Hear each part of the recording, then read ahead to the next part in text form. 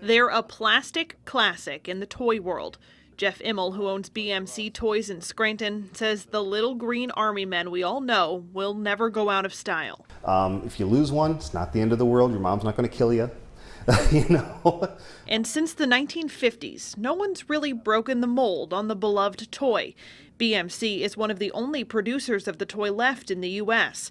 Immel says a few 100,000 soldiers march out of this small factory on Penn Avenue each year. And they were really into what I was doing. These are some of my products here. But starting next year, Immel will start something new. Here's the prototype for the first female combat toy soldier.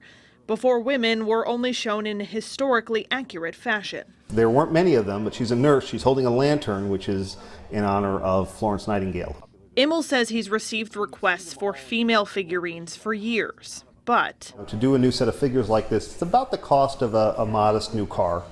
You know, so I checked the couch cushions, came up empty, you know. Then he received letters from a retired female Navy sailor and a 6-year-old girl asking for representation. That gave him the confidence and proof of concept to draw up some plans. When you're talking about modern combat soldiers, they've got a lot of heavy protective gear.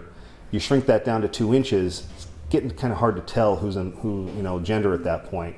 And so I kind of went another route where we kind of expand the pop culture universe of plastic army men to include women. Sometimes even the toy industry needs to be reminded to have a little imagination. Whether it's a dinosaur or Davy Crockett or an army man, maybe, having a set of plastic army women will help some kid somewhere be the hero of their own story at playtime. And I think that's a good thing for everybody. BMC Toys Plastic Army Women should be ready by Christmas 2020. Stacy Lang, Newswatch 16, Scranton.